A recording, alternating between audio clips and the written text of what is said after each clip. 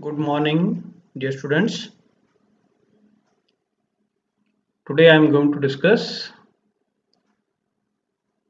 some basic concepts of chemistry in my second lecture. This is Unit 1.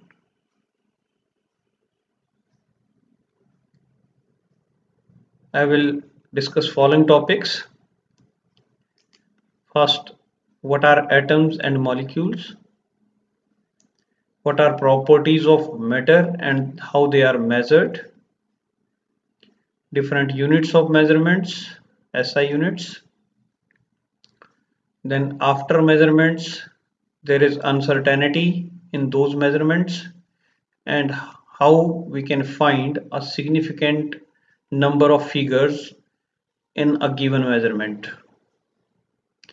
Then calculations involving scientific notation, how to convert a given value into scientific notation. This will be learned in this lecture. Now, rule for determining the number of significant figures. And last is rule for rounding off, how to round off a result. So let us take one by one. First of all, atoms and molecules.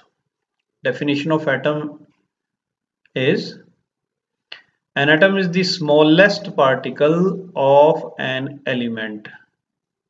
Smallest particle of an element.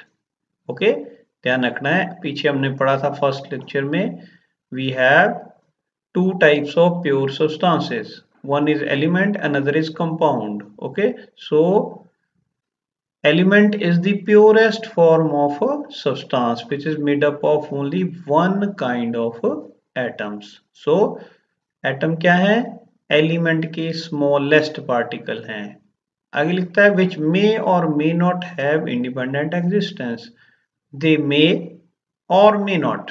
ये आपके independently exist कर भी सकते हैं, नहीं भी कर सकते. Okay, for example ferrous, copper, silver, gold, इनके जो एटम है ये फ्रीली एग्जिस्ट कर सकते हैं, मींस इनके एटम स्टेबल हैं. ठीक है, लेकिन दूसरी तरफ हाइड्रोजन, ऑक्सीजन, नाइट्रोजन और भी एलिमेंट हैं, क्लोरीन, फ्लोरीन, आयोडीन, ब्रोमीन. ठीक है, इनकी जो एटम है they can not exist freely. If they do not exist freely, it means what will they do? They will combine with each other to form molecules. Okay, so molecule क्या है? A molecule is the smallest particle of an element or compound. Okay, ये अभी हम देखेंगे कि molecule बनता कैसे है. Molecule is a group of atom. Okay, it is not a single atom, it is a group of atoms. So group of atom combine together to form a molecule. So another definition of molecule can be given here, that molecule क्या है? It is a group of atom which live together as one species. Okay, and the forces which hold these atoms together in the molecule, those are known as chemical bonds. उन forces को हम chemical bond बोलते हैं. तो different atom chemical bonds के through आपस में जुड़ के क्या बनाते हैं? मॉलिक्यूल्स बनाते हैं. Is it clear? So formation of molecule takes place by the combination of atoms. Okay, so if these molecules are of elements, it means these molecule will be made up of only one kind of atoms. Okay, and if these belongs to a compound, then these will be made up of two or more than two elements. So ये आपने ध्यान रखना है. इसी base पे जो आपका molecule है that always have independent existence. Okay, so we have two types of molecule. अभी मैंने बात की homoatomic means made up of same atoms.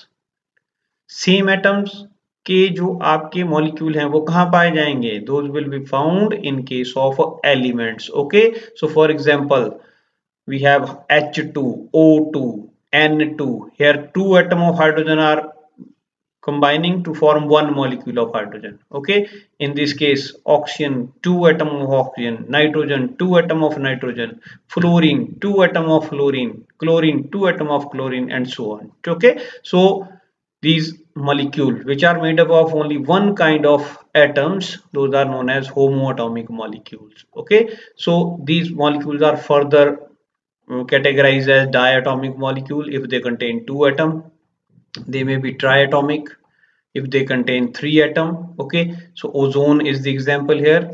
Tetraatomic molecule कहेंगे कब, जब we have 4 atom of same element, and octatomic कहेंगे कब, जब हमारे पास क्या है 8 एटम एक ही एलिमेंट के हैं. ओके, तो sulphur is made up of 8 atoms of sulphur. Okay, next heteroatomic molecule. Of course heteroatomic नाम से पता लग रहा है डिफरेंट एटम से मिलके बनने वाले मॉलिक्यूल्स. ठीक है, तो नेचुरली ऐसे मॉलिक्यूल कहाँ पाए जाएंगे, कंपाउंड्स में. अभी मैंने बात की आपसे, कंपाउंड क्या थे, कंपाउंड हमेशा दो या दो से ज्यादा एलिमेंट के मिलने से बनने वाले प्योर सब्सटेंसेस होते हैं. ठीक है, तो कंपाउंड में हमेशा हीट्रोएटॉमिक मॉलिक्यूल होंगे. ओके, तो different element they will combine to form heteroatomic molecule. For example HF में हाइड्रोजन फ्लोराइड है, ये दो एलिमेंट हाइड्रोजन और फ्लोरीन मिले हैं. HCl में दो एलिमेंट हाइड्रोजन और क्लोरीन मिले हुए हैं. HBr में दो एलिमेंट हाइड्रोजन और ब्रोमीन मिले हुए हैं. ठीक है, सिमिलरली वाटर में two element hydrogen and oxygen. और आपने कंपाउंड में पढ़ा है कि these elements are combined together chemically and in a fix proportion by mass. Okay, तो ये जो आपके कंपाउंड हैं इनमें सबसे जो स्मॉलेस्ट पार्टिकल होता है वो मॉलिक्यूल माना जाता है. ठीक है, और मॉलिक्यूल भी कैसा होगा, हीट्रोएटॉमिक. यहाँ देखें, सल्फ्यूरिक एसिड में दो एटम हाइड्रोजन के, एक एटम सल्फर का, चार एटम ऑक्सीजन के, ये सारे मिलके एक मॉलिक्यूल सल्फ्यूरिक एसिड का बना रहे हैं. ओके, सो मॉलिक्यूल मैंने पहले कहा क्या है, ये ग्रुप ऑफ एटम है which live together as a one species. Okay, so the number of atom present in one molecule of an element or compound, that is known as atomicity. ये आपने याद रखना है. तो for example atomicity of hydrogen, oxygen, nitrogen, fluorine, chlorine, iodine कितनी होगी, 2. दो atom उसमें एक मॉलिक्यूल में प्रेजेंट है. ओजोन में कितनी होगी, 3. ठीक है, फॉस्फोरस में 4, सल्फर में 8. उसी तरह से यहाँ पे आप बता सकते हैं 2, 1 3 और 4 7, तो टोटल 7 एटम आपके इकट्ठे रह रहे हैं, तो atomicity is 7. Okay, so these are atom and molecule. ये कुछ एक एग्जांपल्स हैं. फॉर एग्जांपल हीलियम एक मोनोटॉमिक गैस है, so it exist in the form of atom.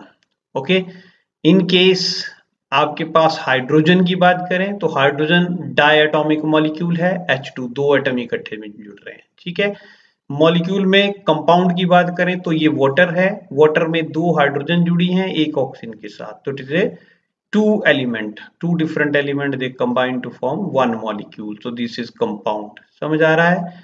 Next ये देखें, एलिमेंट्स के मॉलिक्यूल हमेशा सेम एटम से मिलके बनते हैं. Hydrogen same atom same atom same atom. Okay, chlorine का 2 क्लोरीन, ऑक्सीजन 2 क्लोरीन. ठीक है, लेकिन कंपाउंड के जो मॉलिक्यूल हैं they are always made up of a different element, hydrogen and oxygen, hydrogen and chlorine. ठीक है, similarly here water, hydrogen, oxygen, water. ठीक है, methane is made up of 1 carbon atom and 4 hydrogen atom. So this is molecule. Okay, so 2 types of molecule are there. ठीक है, now next is property of matter and their measurements. Every substance which is known as matter that have two types of properties, physical and chemical.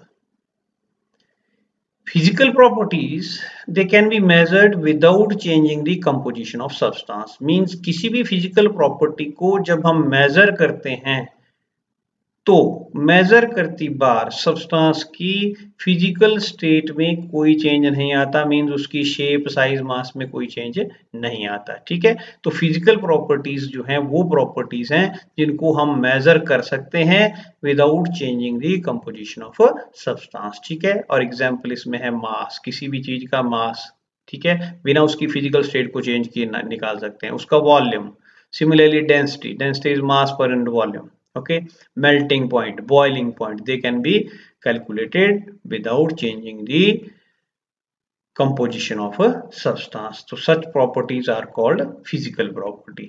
दूसरी तरफ जो chemical properties हैं, chemical properties जो हैं, these are those properties in which we have a chemical change in the composition of substance. Okay, composition changes means substance का nature change हो जाएगा, means उसका कंपोजिशन चेंज हो जाएगा. फॉर एग्जांपल कार्बन है, carbon को ऑक्सीजन में burn करेंगे तो क्या बनेगा, कार्बन डाइऑक्साइड.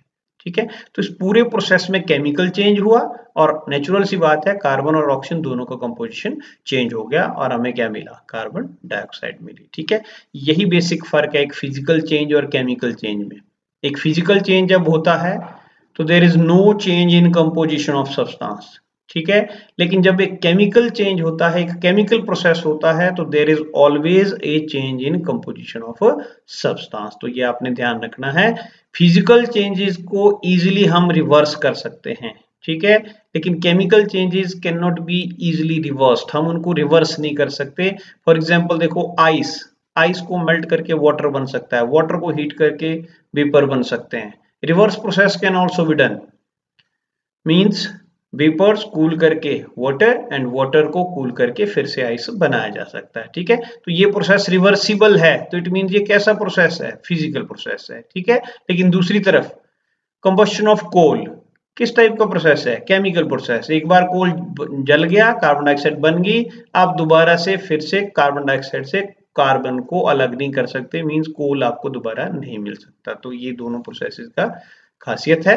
तो हर सब्सटेंस में दो तरह की प्रॉपर्टीज हैं, फिजिकल एंड केमिकल. ओके, बहुत सारी फिजिकल जो प्रॉपर्टीज हैं they are quantitative in nature. Quantitative means जब हम उनको मेजर करते हैं तो हमें कुछ वैल्यूज मिलती हैं. ओके, तो most of the physical properties are quantitative in nature, hence they are known as physical quantities. Okay, so physical property which are measurable, those are known as physical quantities. और example इसमें वही है, mass, volume, length, density, okay, temperature, pressure, concentration, force, work, etc.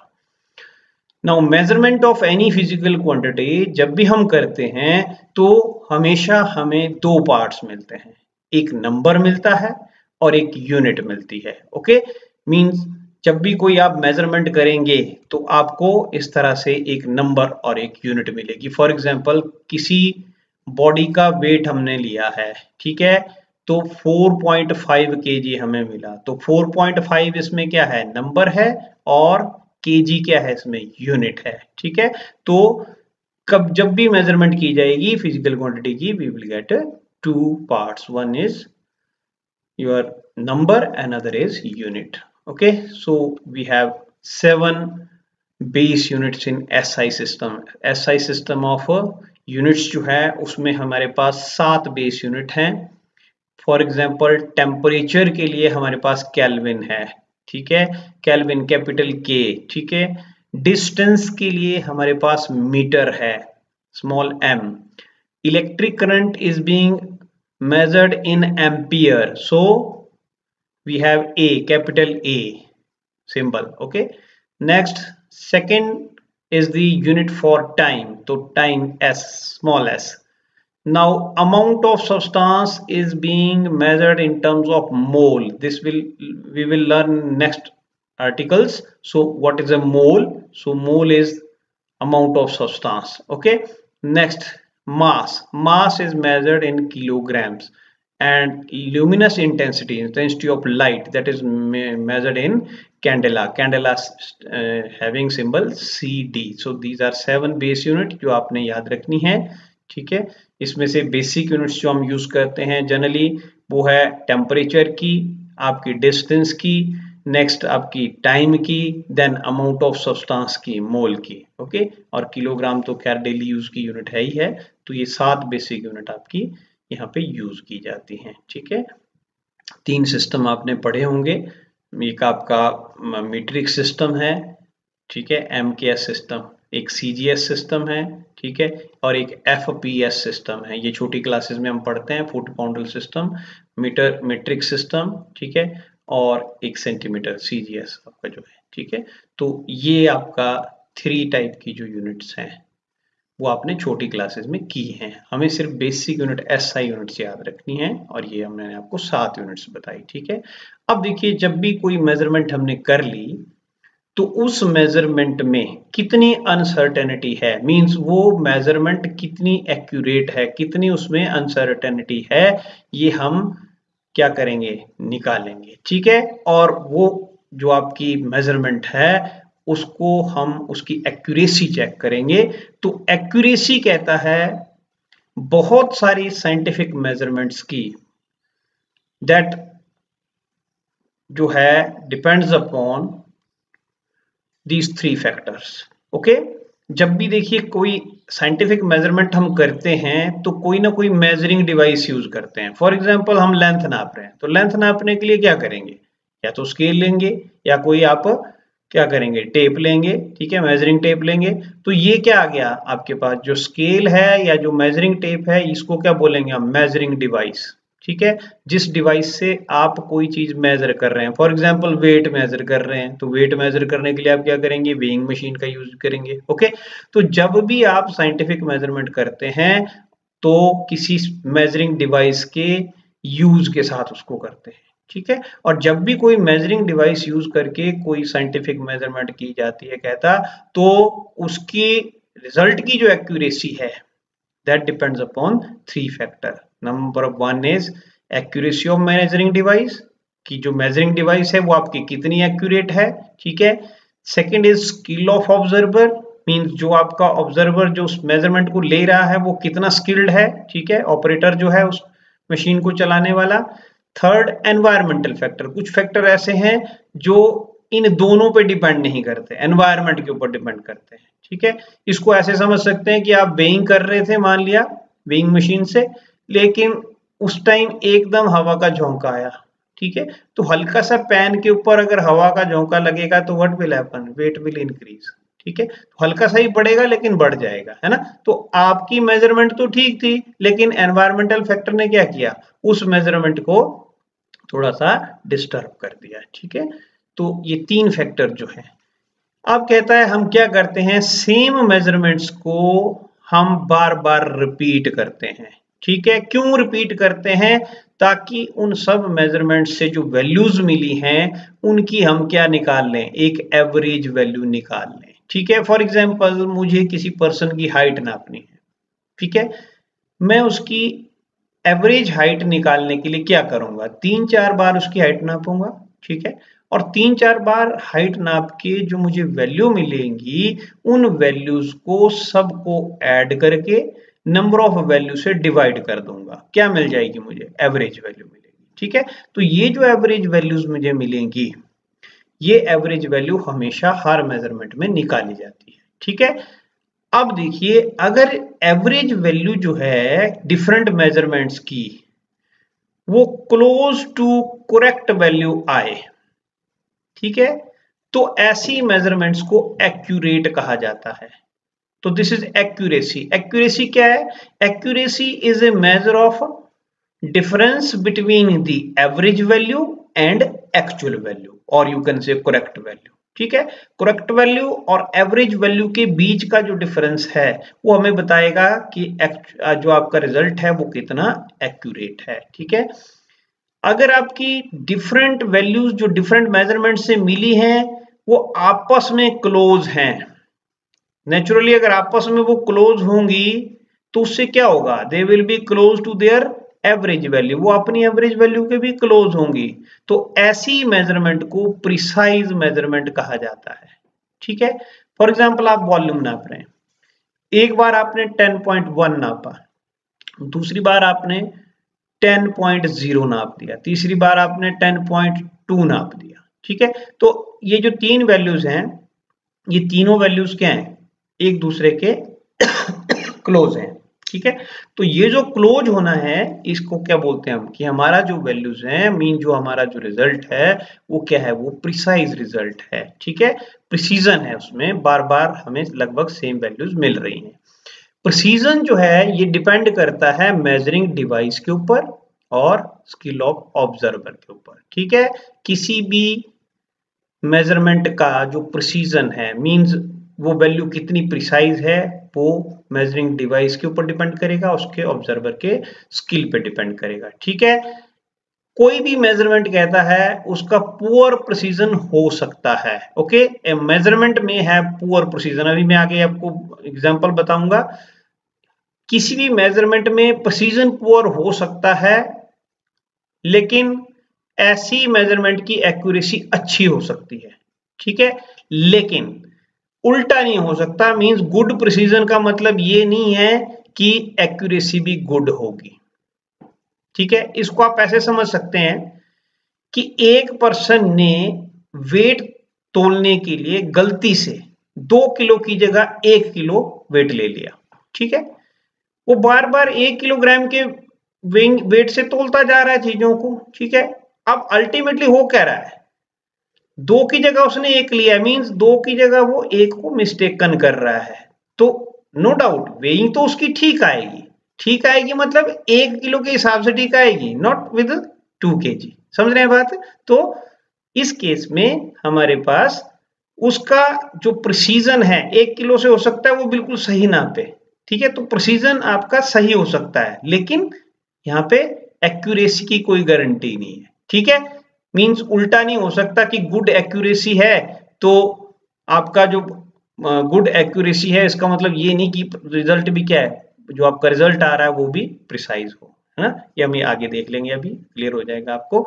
तो good accuracy आपकी poor precision good accuracy दे सकता है, ध्यान रखना आपने। ठीक है, मान लो आपने 4 डिफरेंट वैल्यूज बनाई, चारों डिफरेंट वैल्यूज की एवरेज वैल्यू जब निकाली तो वो करेक्ट वैल्यू के क्लोज आ गई। ठीक है, और करेक्ट वैल्यू के क्लोज आ गई तो इसका मतलब वो वैल्यू क्या है, गुड एक्यूरेसी वाली वैल्यू है। लेकिन इसके अपोजिट आप कोई वैल्यू बार बार सेम नाप रहे हैं पर वो आपकी एक्चुअल वैल्यू से बहुत दूर है। ठीक है, तो ऐसा केस में एक्यूरेसी आपकी क्या है, पुअर होगी। मींस रिजल्ट हमारा एक्यूरेट नहीं होगा, भले ही प्रिसीजन उसमें अच्छा होगा। ठीक है, तो precision means repetition of similar values. ठीक है, आफ्टर रेगुलर इंटरवल्स।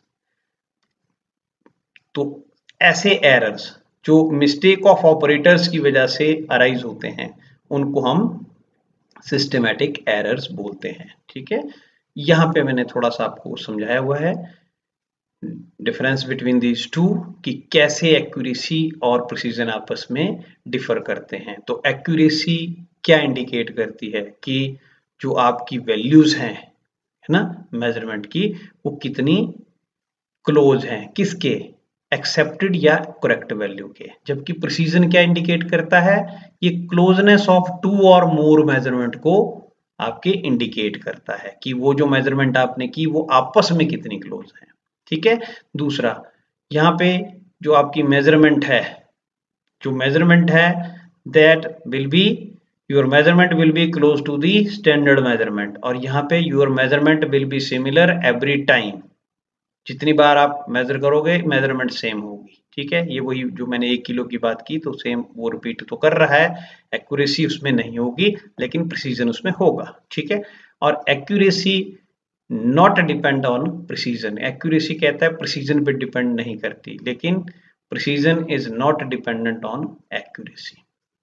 ठीक है, एक्यूरेसी। तो ये देखें 3 डायग्राम देखें, यहाँ पे बुल के सेंटर में हमने जो है हिट किया हुआ है।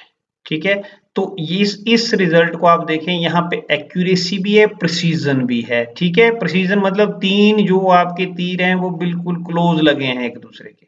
तो मीन 3 वैल्यूज आपकी क्या है, क्लोज टू ईच अदर भी हैं, और ये लगी कहाँ है, बिल्कुल सेंटर पे लगी हैं। तो इसका मतलब इस ऐसे रिजल्ट में गुड एक्यूरेसी भी है, गुड प्रिसीजन भी है। ठीक है, यहाँ पे आप देखें, अब इस रिजल्ट में प्रिसीजन तो गुड है, मींस तीनों तीर आपके लगभग एक ही जगह पे लगे हैं, लेकिन एक्यूरेसी आपकी पुअर है। क्यों? क्योंकि लगने कहाँ चाहिए थे, इधर। तो एक्चुअल वैल्यू तो यहां आनी थी, लेकिन ये यहां पे लग गए। तो इसका क्या मतलब हुआ कि प्रिसीजन तो अच्छा है। गुड प्रिसीजन का मतलब ये नहीं है कि रिजल्ट आपका क्या है, एक्यूरेट है। ठीक है, और यहाँ पे आप देखें ये 3 अलग अलग जगह लगे तो प्रिसीजन तो अच्छा नहीं है। मींस वेरी पुअर प्रिसीजन है। बट पुअर प्रिसीजन होने से क्या अफेक्ट होगा, क्या अफेक्ट होगा, आपकी एक्यूरेसी अफेक्ट हो जाएगी। ठीक है, तो ये पुअर एक्यूरेसी। हाँ, कई बार ऐसा हो जाता है कि जो आप डिफरेंट वैल्यूज ले रहे हैं अगर उनकी एवरेज लें तो वो क्लोज टू एक्चुअल वैल्यू आ जाती है, दैट इज बाई चांस। ठीक है, वो बाई चांस हम बोल सकते हैं कि कभी इन डिफरेंट वैल्यूज को लेके इनका एवरेज निकालो और वो एक्चुअल वैल्यू के क्लोज आ जाए तो इट मींस वो बाई चांस हो रहा है। ठीक है, और ऐसा आपका जो रिजल्ट है वो प्रिसाइज तो नहीं होगा लेकिन एक्यूरेट होगा। ठीक है, नाउ आफ्टर मेजरमेंट हमें कुछ डिजिट्स मिलते हैं। अब उन डिजिट्स में, उन मेजरमेंट से मिलने वाली डिजिट्स में कितनी आपकी फिगर सिग्निफिकेंट हैं वो इस टॉपिक में हम कवर कर रहे हैं। अब तो सिग्निफिकेंट फिगर्स क्या होती हैं, सबसे पहले ये समझ लें, total number of digits in A number including the last uncertain digit. ठीक है, जिसमें लास्ट देखो यहां पे मैंने मेजर किया है मास 14.5678, यहां तक जो डिजिट्स हैं ये सर्टन है, फिक्स हैं ये, लेकिन जो 8वीं डिजिट है वो आपकी अनसर्टन है। मीन जो आपकी डेसिमल के बाद 4th डिजिट है वो क्या है, वो अनसर्टन है। मीन यहाँ पे 9 भी हो सकता है, 7 भी हो सकता है। ठीक है, 7 और 9 के बीच की वैल्यूज हो सकती हैं। इसका मतलब इसमें जो आपका एरर है वो आपका 0.0001 ना प्लस माइनस हो सकता है। ठीक है, इसमें आप 0001 ऐड करें तो 9 मिल जाएगा इधर लास्ट डिजिट, है ना। तो ऐसे आपके रिजल्ट में कितनी फिगर्स हैं जो कि सिग्निफिकेंट हैं ना, उनको हम यहाँ पे लेने वाले हैं। ठीक है, अब देखिए किसी भी नंबर में जो आपके सिग्निफिकेंट फिगर्स हैं उनको निकालने के लिए कुछ एक रूल्स हैं। पहला रूल है सभी non zero digits as well as zeros between non zero digits, ध्यान रखना, सभी नॉन जीरो डिजिट्स और zeros between non zero digits, ठीक है, दे आर सिग्निफिकेंट, ये सिग्निफिकेंट होती हैं। फॉर एग्जांपल 5004, ये एक वैल्यू मैंने लिखी, तो 5004 में क्या है, 4 आपकी डिजिट्स हैं, 4 डिजिट्स में 2 डिजिट्स जीरो हैं पर ये 2 नॉन जीरो डिजिट्स के बीच हैं, तो इसलिए ये चारों ही क्या होंगी, सिग्निफिकेंट होंगी। तो this we have 4 significant figures. दूसरी तरफ यहां देखिए 2.05 में we have 3 significant figures. Okay, next देखते हैं अब 0 to the left of first non zero digit, ये ध्यान रखें, पहली नॉन जीरो डिजिट से पहले की जो जीरो है, ध्यान रखना, 0 to the left of first non zero digit, they are not significant, इनको हम सिंपली प्लेस होल्डर बोलते हैं। ठीक है, ये सिर्फ जगह लेती हैं, बाकी ये सिग्निफिकेंट नहीं होती। फॉर एग्जांपल 0.05 में ये देखें, एक जीरो डेसिमल से पहले है, एक डेसिमल के बाद है, उसके बाद 5 है। अब इस केस में क्या हो रहा है, देखो ये दो जीरो जो हैं ये सिर्फ प्लेस होल्ड कर रही हैं, ये जीरो सिर्फ डेसिमल बता रही है। ठीक है, बाकी कुछ नहीं बता रही। तो पहली नॉन जीरो डिजिट कौन सी आई, 5। ठीक है, तो 5 जो है आपका एक ही डिजिट है, इसलिए इसमें एक ही सिग्निफिकेंट फिगर होगी। वैसे इसमें देखें 0.0045 में ओनली 2 सिग्निफिकेंट फिगर आते हैं। Is it clear? Next, if number ends in a zero but the zeros are to the right of decimal point then these zeros are significant। ध्यान रखना है आपने, अगर एक नंबर कहता है जीरो में एंड करता है, ठीक है, देखो डेली लाइफ में ये चीजें नहीं होने वाली हैं। क्यों? क्योंकि डेली लाइफ में हम जितनी भी चीजों को गिनते हैं वो एग्जैक्ट नंबर में गिनते हैं। ठीक है, और एग्जैक्ट नंबर में हमें infinite number of significant figures होती हैं। ठीक है, तो मेक इट श्योर कि जब भी हम सिग्निफिकेंट फिगर की बात करें तो हमें जो डिजिट्स हैं वो आपकी एग्जैक्ट नंबर में नहीं मिल रही होंगी, वो एग्जैक्ट नंबर में नहीं होगी। जैसे फॉर एग्जांपल आप एक डजन की बात करें तो डजन में आपको पता है 12 आर्टिकल्स होंगे। ठीक है, तो 12 क्या है, एक एग्जैक्ट नंबर है। या फॉर एग्जांपल हम टाइम की बात करें कि 1 मिनट में कितने सेकंड है, 60 सेकंड। ठीक है, तो 60 सेकंड एग्जैक्ट वैल्यू है। ओके, तो ऐसे केसेस में ये वाला कॉन्सेप्ट नहीं लगेगा। ये वाला कॉन्सेप्ट कहाँ लग रहा है, जहां पे हमें क्या मिल रही है, ऐसी अनसर्टेन वैल्यूज मिल रही हैं, मीन जिनकी लास्ट डिजिट क्या है, अनसर्टेन है, वहां पे ये कॉन्सेप्ट लग रहा है। ठीक है, तो कहता है if a number ends in zero, if a number ends in zero but these zeros are to the right of a decimal point, then these zeros are significant. ये जीरोज एक्चुअली में हमें एक्यूरेसी बताती है। ठीक है, for example एक मैंने लिखा 5 ग्राम, एक लिख रहा हूं मैं 5.0 ग्राम, एक लिख रहा हूं मैं 5.00 ग्राम, तो which value is more accurate? दिखने में तो उसकी तीनों बराबर लग रही हैं, ठीक है, लेकिन जिसमें डेसिमल के बाद ज्यादा जीरो हैं वो वैल्यू ज्यादा एक्यूरेट है। ठीक है, ये आपने ध्यान रखना है। अगर मैं 5 ग्राम लिख रहा हूं तो देखो उसमें कितनी अनसर्टेनिटी हो सकती है, 1 ग्राम की, वो 6 भी हो सकता है, 4 भी हो सकता है। ठीक है, उसमें 5 में +1 ऐड कर दो, प्लस -1 कर दो। ठीक है, अगर मैं बात करूं 5.0 तो इसका मतलब उसमें एक्यूरेसी कितनी है, 0.1, तो वो 5.1 भी हो सकती है ना, या 4.9 भी हो सकती है। समझ रहे हैं बात? अगर मैं बात करूं 5.00 तो इट मींस वैल्यू हमारी 5.01 हो सकती है, या आपकी उससे 0.01 कम हो सकती है। ठीक है, तो ये आपने ध्यान रखना है, ये एक्यूरेसी को एक्सप्रेस करती है। तो यहाँ पे 5.0 में 2 सिग्निफिकेंट फिगर हैं, यहाँ पे आप देख रहे हैं 3, इसमें आपकी 4। ओके, ध्यान रखना है आपने, यहां से क्वेश्चन आता है जरूर है, तो इसको जरूर करें इस आर्टिकल को।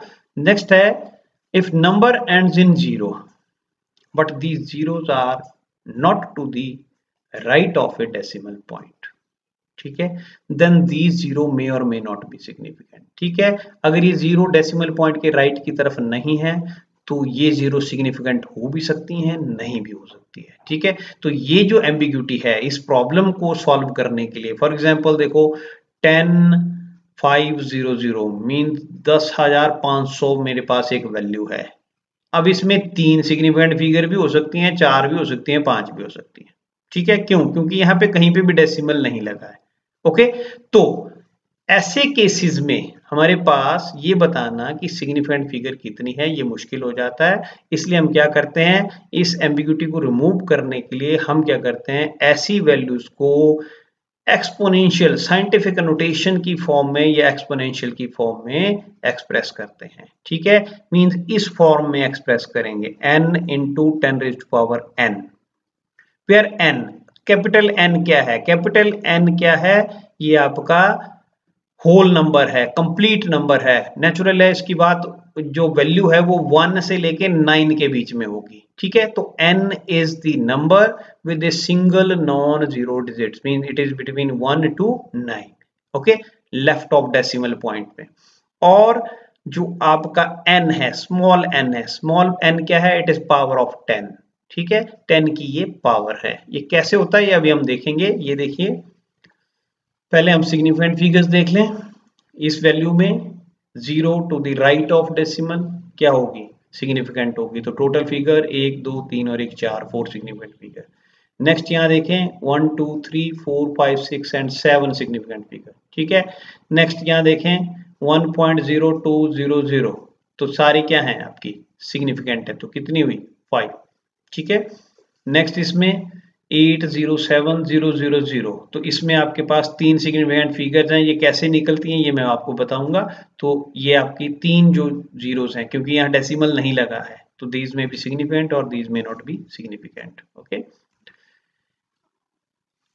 ये नेक्स्ट आप देखें, अब एक नंबर दिया है 0.0000। ठीक है, कि 4 जीरो जो डेसिमल के बाद हैं उसके बाद पहली नॉन जीरो डिजिट आ रही है। ठीक है, तो इसका मतलब ये जो जीरोस हैं ये क्या है, ये नॉन सिग्निफिकेंट है। ठीक है, लिखा हुआ zeros are not significant okay after decimal and before the non zero number. अब ये देखें, all non zero number they are significant, सभी नॉन जीरो नंबर जो होते हैं वो क्या होते हैं, सिग्निफिकेंट होते हैं। और zeros after non zero number in a decimal are significant. तो देखो डेसिमल यहाँ लग चुका है। ठीक है, तो इसका मतलब ये दोनों जीरो क्या होंगी, सिग्निफिकेंट होंगी। तो टोटल आपके कितने सिग्निफिकेंट फिगर हुए 1 2 3 एंड 4. ओके, तो this number will have 4 significant figures. अब किसी भी नंबर को एक्सपोनेंशियल फॉर्म में कैसे एक्सप्रेस करना है, यहाँ पे एक तरीका दिया हुआ देखिए. मेरे पास एक वैल्यू है 15,000 में. अब क्योंकि ये नंबर 10 से ऊपर है, ठीक है, तो इसको हम एक्सप्रेस करेंगे कैसे, एक्सपोनेंशियल फॉर्म में. तो नंबर इज ग्रेटर देन 10. सो क्या करेंगे, हमने n निकालना है. तो n मैंने कहा 1 से लेके 9 के बीच की वैल्यू होती है. पहला जो कैपिटल N की मैंने बात की, ठीक है. तो डेसिमल हम मान लेंगे कि यहाँ पे डेसिमल है. तो अब इसको लेफ्ट को मूव करेंगे 1 2 3 4, ठीक है. 4 प्लेसेस हमने डेसिमल मूव किया, वैल्यू आई 1.5, ठीक है. और 10 टू द पावर 4, क्यों, क्योंकि 4 प्लेसेस हमने डेसिमल क्या किया है, मूव किया है लेफ्ट को. तो स्मॉल n की वैल्यू कितनी आई 4, ठीक है. पता लग गया. क्या करना है, डेसिमल पॉइंट को लेफ्ट को आपने मूव करना है. किस लिए, ताकि एक नंबर क्रिएट हो 1 से लेके 10 के बीच का, ठीक है. और फिर आपने जीरोस रिमूव कर लिए हैं, ठीक है, जो आपको नहीं चाहिए.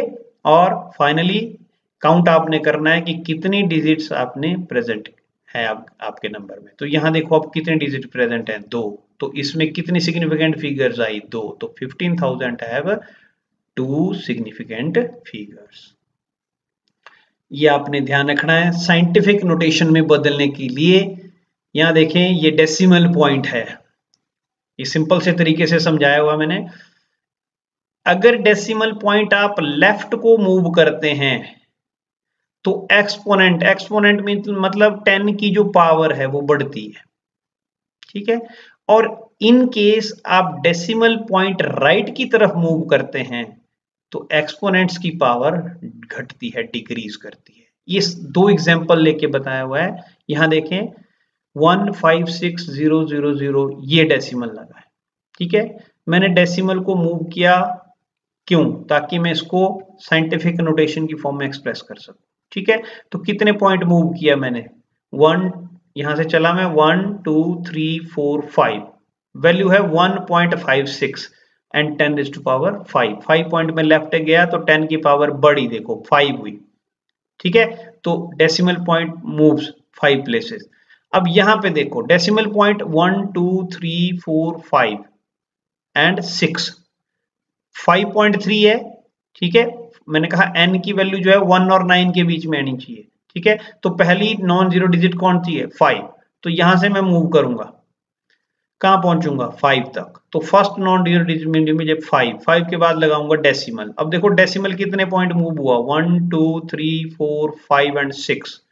तो क्योंकि राइट की तरफ मूव हुआ तो 10 की पावर कितनी होगी, -6. ध्यान रखना, ठीक है. When decimal moves toward right, power of 10 decreases, and if it moves toward left, power of 10 increases.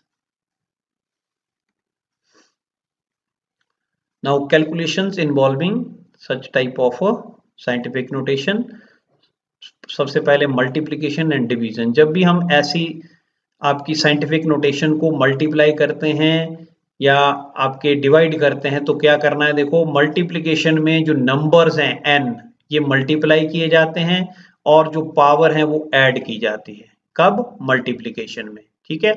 और डिवीजन में जो नंबर्स हैं वो आपके डिवाइड किए जाते हैं और पावर्स जो हैं वो सब्ट्रैक्ट की जाती है. ये देखें 2 एग्जांपल मैंने लिए हैं, ये मल्टीप्लिकेशन का है, ये डिवीजन का है, ठीक है.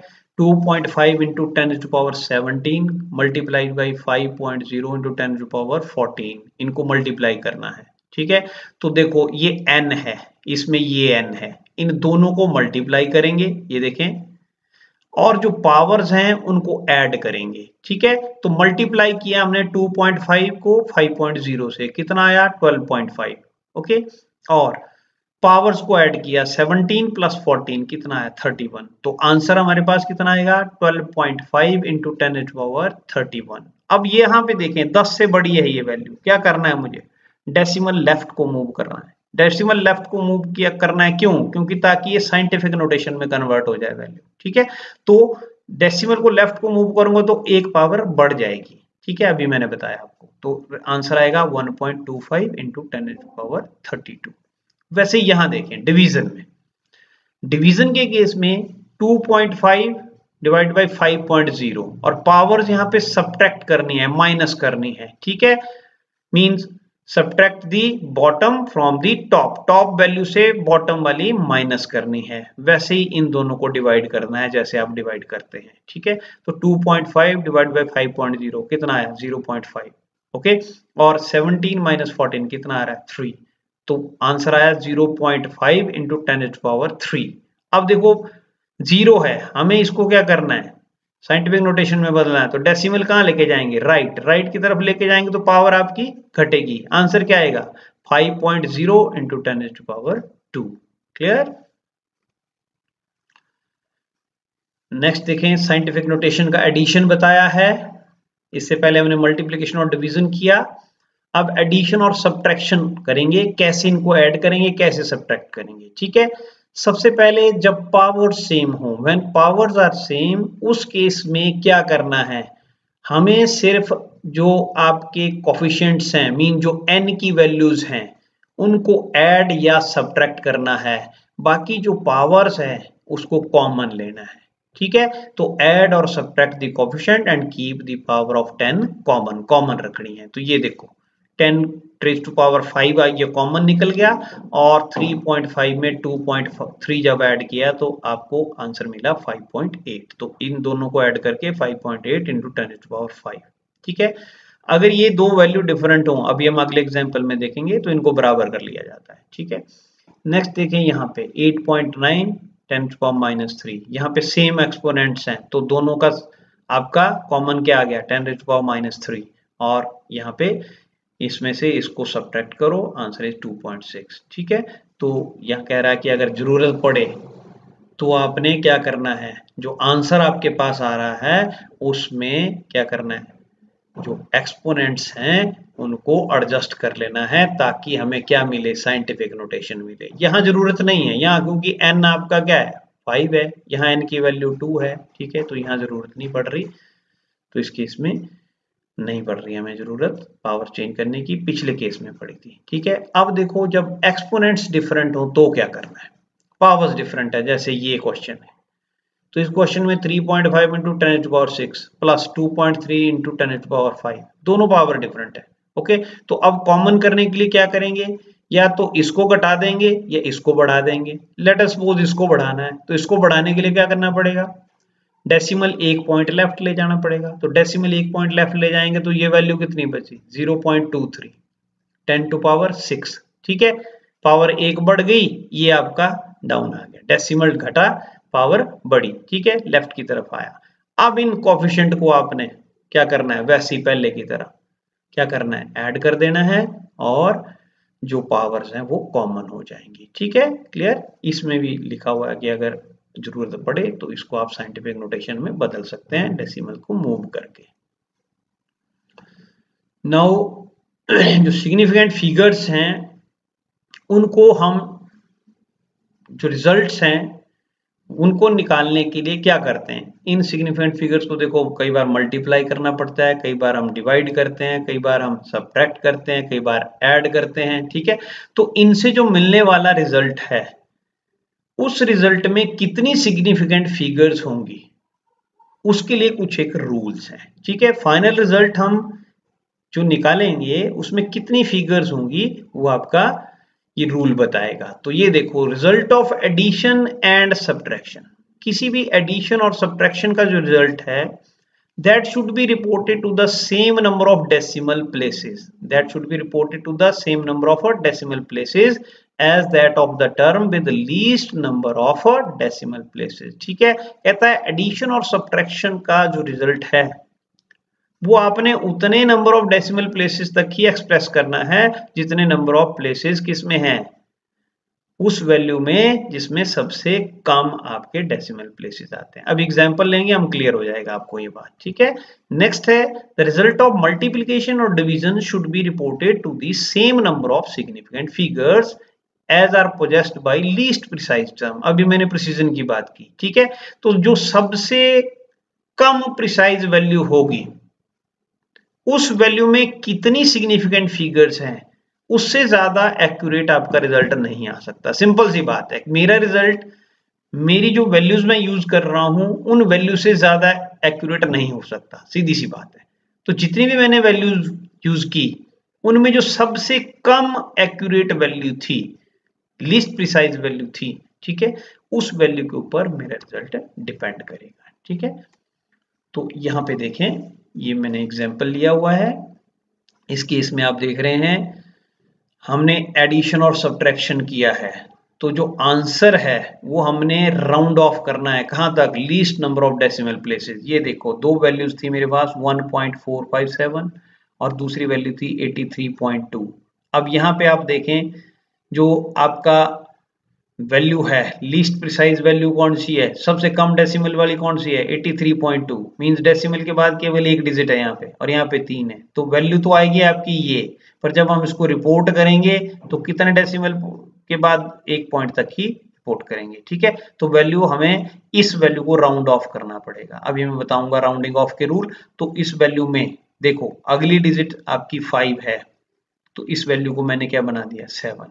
ठीक है, 6 को 7 बना देते हैं। ठीक है, उसी तरह से यहां देखें, इस केस में सबसे लोएस्ट वैल्यू ये है जिसमें कम डेसिमल है, इन सब में ज्यादा है ना, तो आंसर हमारा डेसिमल के बाद 4 प्लेसेस तक जाएगा। ये देखो 4 प्लेसेस तक। ओके, मल्टीप्लाई जब आप करेंगे तो मल्टीप्लाई करती बार जो सबसे कम सिग्निफिकेंट आपकी वैल्यू है, सिग्निफिकेंट फिगर जिसमें सबसे कम है, उतना ही आपका क्या आना चाहिए, आंसर भी आना चाहिए। तो ये देखो सबसे कम आपकी सिग्निफिकेंट फिगर्स कितनी है, इस वैल्यू में 2, ऊपर वाले में कितनी है 3, तो जो रिजल्ट आएगा उसमें भी कितनी होनी चाहिए, 2 ही सिग्निफिकेंट फिगर होनी चाहिए। समझ गए। नेक्स्ट, इस केस में जो आपका आंसर है वो 12.300 डिवाइड बाई 0.0230, तो इसमें देखो 3 आपकी सिग्निफिकेंट फिगर्स हैं केवल, तो आंसर भी हमारा क्या होगा, 3 सिग्निफिकेंट फिगर वाला ही होगा। ओके, तो ये 535 आएगा। आई थिंक ये समझ आ गया होगा आपको। नेक्स्ट है इसमें रूल्स फॉर राउंडिंग ऑफ। किसी भी वैल्यूज को राउंड ऑफ कैसे करते हैं, जैसे हमने अभी पीछे वैल्यूज को राउंड ऑफ किया, ये देख रहे हैं आप 534.78, इसको हमने राउंड ऑफ किया। तो राउंड ऑफ करने के लिए जो डिजिट हमने ड्रॉप करनी है, ठीक है, उस वैल्यू को देखेंगे और उससे आगे वाली वैल्यू को देखते हैं। तो जैसे इसमें 534 थी, तो मुझे कितनी डिजिट चाहिए, 3 सिग्निफिकेंट फिगर वैल्यू चाहिए। तो 534.7, इसका मतलब मैं क्या करूंगा, नेक्स्ट वैल्यू 5 से बड़ी है तो इसको इसमें ऐड कर दूंगा एक, तो कितना हो गया 535। ठीक है, तो ये कुछ एक रूल है, यूज करते हैं राउंडिंग ऑफ में। कहता है if the digit to be dropped is smaller than 5, वो डिजिट जो हमने ड्रॉप करनी है वो 5 से छोटी है, किससे, देन द प्रीसीडिंग डिजिट, पिछले वाले डिजिट से, then it should be left unchanged, इसको आपने अनचेंज छोड़ देना है, कोई चेंज नहीं लाना। जैसे फॉर एग्जांपल 7.32 है, तो इसको मान लो हमने राउंड ऑफ करना है, 7.3 करना है, ठीक है, डेसिमल के बाद एक पॉइंट तक जाना है, तो इस डिजिट को देखेंगे, ये डिजिट कितनी है 2, मीन्स 5 से कम है। ठीक है, तो इसको ऐसा सच छोड़ देते हैं, 5 से कम वाली वैल्यू को कंसीडर नहीं करेंगे, तो सीधा लिखेंगे 7.3। ठीक है, वैसे ही 8.94 है, तो 8.94 में आपका क्या है, 8.9 लिखेंगे, सिंपल। आगे लिख रहा है digit to be dropped is greater than 5, अगर 5 से ज्यादा है तो क्या करना, एक ऐड कर देंगे, अभी मैंने बताया। तो जैसे वो 17.26 है, तो ये वैल्यू 6 आपकी क्या है, 5 से बड़ी है, तो पीछे वाली वैल्यू में क्या करेंगे, एक ऐड कर देंगे, you will get 17.3। Similarly here 11.89 में 9 इज ग्रेटर देन 5, तो ये वैल्यू कितनी आ जाएगी 11.9। ओके, आगे लिखता है if digit to be dropped is 5, अगर डिजिट कहता है 5 है followed by digit other than 0, then preceding digit should be raised by 1। कहता है अगर 5 आपकी है, वो डिजिट जो आपने ड्रॉप करनी है वो क्या है, 5 है, तो उससे पिछले वाली वैल्यू में कहता है क्या करना है, आपने एक ऐड कर देना है। तो यहाँ 7.352 को जब राउंड ऑफ करेंगे तो 7.4 आएगा, क्यों, क्योंकि ये डिजिट 5 है। पर यहाँ पे एक ध्यान भी रखना है आपने, ये पिछली डिजिट अगर आपकी जो है ऑड हो तब इसमें एक ऐड करते हैं, अगर ये इवन होगी तब ऐड नहीं करना है, ठीक है। तो ये देखें 18.159 है तो इसको क्या लिखेंगे 18.2, ठीक है। वैसे ही यहाँ पे देखो 3.45 है तो 3.45 है, इसको 3.4 ही लिखेंगे, क्यों, क्योंकि ये वाली डिजिट कैसी है, इवन है, तो इवन नंबर ऑफ डिजिट में ऐड नहीं करना है आपने, इवन डिजिट में ऐड नहीं होगा, ऑड डिजिट में एक ऐड होगा। पर ये कब हो रहा है, जब आपकी ड्रॉप करने वाली जो डिजिट है वो क्या है 5 है, ध्यान रखना है आपने, 5 से कम हुई तो कोई चेंज नहीं, 5 से बड़ी हुई तो एक ऐड करते हैं, और अगर 5 हो तो क्या करेंगे, इवन वैल्यू में कुछ ऐड नहीं करेंगे, ऑड वैल्यू में एक ऐड कर देंगे, ठीक है। तो इस तरह से ये कुछ एक रूल्स हैं। तो विद दिस आई थिंक आज का लेक्चर आपके समझ आ गया होगा। इन केस आपकी कोई क्वेरीज हों तो स्क्रीन पे मेरा मोबाइल नंबर दिया हुआ है, मेल आईडी है, आप इस पे कांटेक्ट करके मेरे से पूछ सकते हैं। Thank you, have a nice day.